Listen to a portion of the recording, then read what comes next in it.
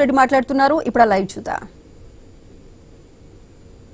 Machine Bhagiratha ద్వారా ఇంటింటికి ఇచ్చిన మంచినీళ్ళు కావచ్చు, నిజమే ఇవన్నీ నీ దృష్టిలో నిరుపయోగమైనవి.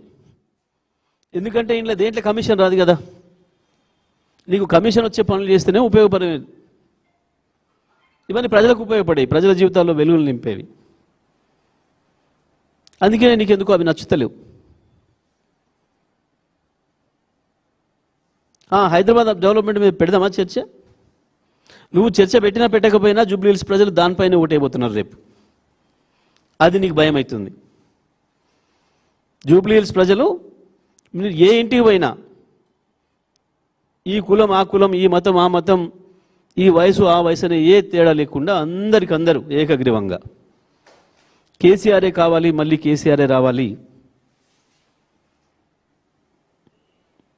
ఈ 2 సంవత్సరాల నుంచి ఒక పైసా పని మేము చూడలేదు. ఈ 2 సంవత్సరాలుగా ప్రభుత్వం అనేది ఒకటి ఉంది, మా కొరకు పనిచేస్తుందని మేము చూడలేదు. చూసిన కొద్దిమంది ఉన్నారు. ఎవరు అంటే నువ్వు నీ చేత కూలగొట్టబడ్డ ఇండ్ల బాధితులు, ఈ హైడ్రా చేత కూలగొట్టబడ్డ ఇండ్ల బాధితులు కొద్దిమంది ఆ ప్రాంతంలో తలదాచుకుంటున్నారు. ఆ పక్కన సున్నం చెరువు నుంచి కావచ్చు, ఇంకొక నుంచి వచ్చిన వాళ్ళు, పేదలు ఉండే ప్రాంతం అదే కాబట్టి గావాలు కనబడుతున్నారు. ఈ ప్రభుత్వం ఏమైనా పని చేసింది అంటే ఆ చేసింది అని చెప్పేటోళ్ళు గాలు కనబడుతున్నారు. ఇంకొకటి పోలీస్ బాధితులు కనబడుతున్నారు. అడ్డగోలుగా ఇష్టం వచ్చిన పద్ధతుల్లో కేసులు పెడుతూ చట్టాన్ని చేతిలోకి తీసుకొని నీ కాంగ్రెస్ కార్యకర్తలలాగా పనిచేస్తున్న కొద్దిమంది పోలీస్ అధికారుల వల్ల ఇబ్బందులు పడుతున్న వాళ్ళు, వీళ్ళిద్దరే కనబడుతున్నారు. ఈ ప్రభుత్వం ఏమైనా పనిచేసింది అని చెప్పే మా వర్గాలు ప్రతి ఒక్కరు చెప్తున్నారు. ఏ ఇంటికి పోయినా సార్ కేసీఆర్ ఉండగా మా ఇంట్లో కరెంటు బిల్లు 500 వచ్చింది, ఇప్పుడు 2,800 వచ్చింది అని చెప్తున్నాడు ఒక ఆయన. సార్ కేసీఆర్ ఉండగా మనుషులకు బిల్లు లేకుండే మాకు ఇప్పుడు మనుషుల బిల్లులు 12,000, 15,000, 20,000 పంపుతున్నారు అని చెప్తున్నారు. నీకు గై ఉపయోగపడే పనులాగా కనబడుతున్నాయి.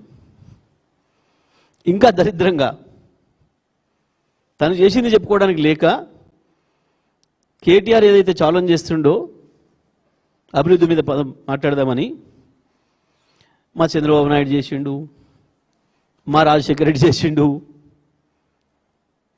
సిగ్గనిపించదా? నువ్వు పెత్తనం తీసుకొని నేను మొనగానే వచ్చినాక నాయన చేసింది తాత చేసింది చెప్పుకొని తిరుగుతావా?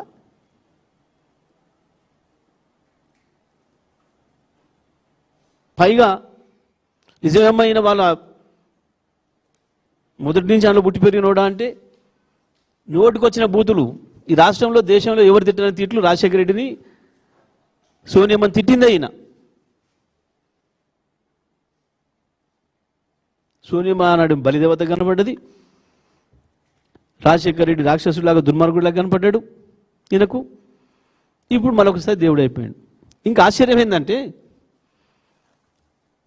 చంద్రబాబు నాయుడు, రాజశేఖర రెడ్డి ఇద్దరు చేసిన పనులకు ఈయనే వారసుడేట.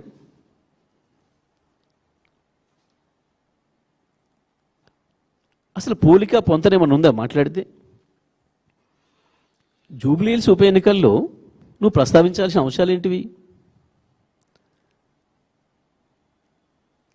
ఏ బస్తీకి పోతే ఆడేమైనా సమస్యలు ఉంటే నేను గుర్తించిన ముఖ్యమంత్రిగా నా దృష్టికి వచ్చినాయి, ఇది ఏదైనా పరిష్కారం చేస్తా అని చెప్పాలి.